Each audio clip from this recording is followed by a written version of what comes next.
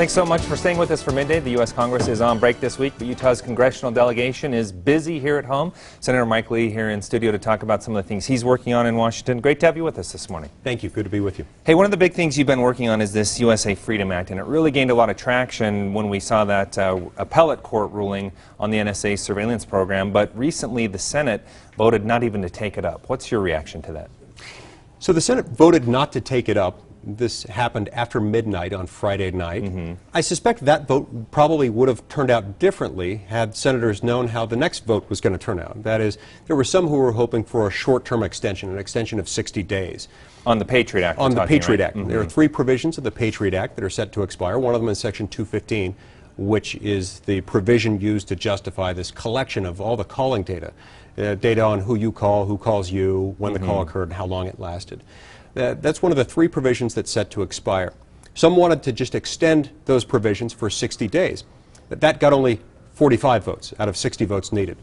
My bill, the one that I introduced with Senator Pat Leahy, a liberal Democrat from Vermont, which received 338 votes in the House, strong support from Republicans and Democrats, probably would have passed in the Senate had the votes been ordered differently, had members realized that the extension was not going to pass or even come close. So what would the USA Freedom Act do? What is it about the Patriot Act that you don't like that your bill would fix? The most important thing that it would fix is that it would end the collection of bulk data, meaning it would end the collection by the NSA of all calling records, just going to the telephone companies and saying, send us all of your calling records on everyone. Doesn't matter whether they're people who are making calls to terrorists or to people who are themselves in contact with terrorists. We just want everyone's phone records. We're going to store them in a database for 5 years at a time.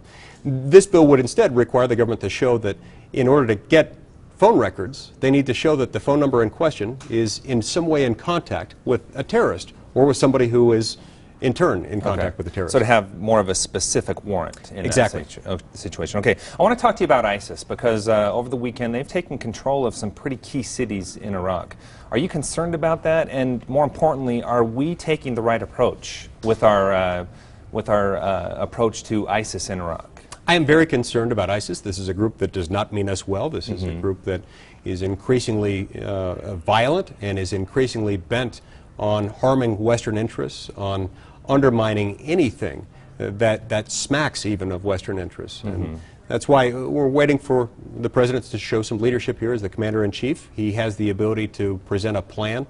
Any plan that he has to address what's happening with ISIS, to fight ISIS, needs, of course, to be brought before Congress. Right. And I look forward to reviewing any plan that he brings to us. Do we need more U.S. boots on the ground there to deal with this? There is understandably a lot of reluctance on the part of the American people to get involved in yet another war. But again, this is where we need presidential leadership. We need the President to step up and identify what it is that can stop ISIS. We would all hope that we could do that in some way that doesn't require boots on the ground. But we'll see what the President has to say on that. Okay, sounds good. Just last month, all of us turned in our taxes. Some of us got refunds, maybe not others. But it's just so complicated. You know, the average person, even advanced people, can't even hardly understand it. You have teamed up with Senator Marco Rubio for a tax reform. Tell us a little bit about that. Senator Rubio and I have developed a tax reform plan that would dramatically simplify our tax code, would move us from our current system that's really complicated, that occupies about 75,000 pages of code, to a simplified system in which we'd have two rates on the individual side. Nearly more than 80% of Americans would pay under a simplified rate of 15%, subject to two deductions, one for charitable contributions and another for mortgage interest. It would also create a new child tax credit to offset what we call the parent tax penalty. The bill would also undo the marriage tax penalty, and I think this would be good for Americans generally. It would also be very good for Utahns. Okay. We have about 30 seconds left, and I really want to get to your Smarter Sentencing Act. I did a story with you about this several months ago. I put it on Twitter, and I'm kidding you not, it got responses for weeks, even months after that. A big issue. We just saw it here in the state of Utah. You're working on it on the federal level as well.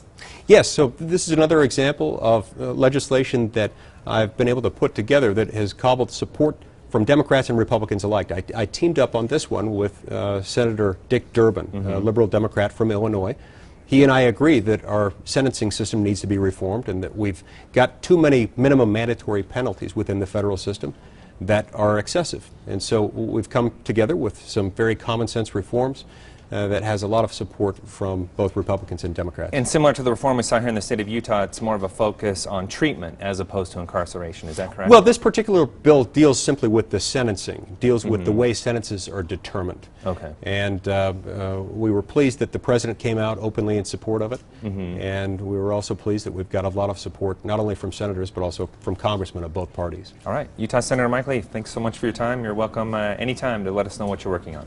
Thank you. All right. Emily?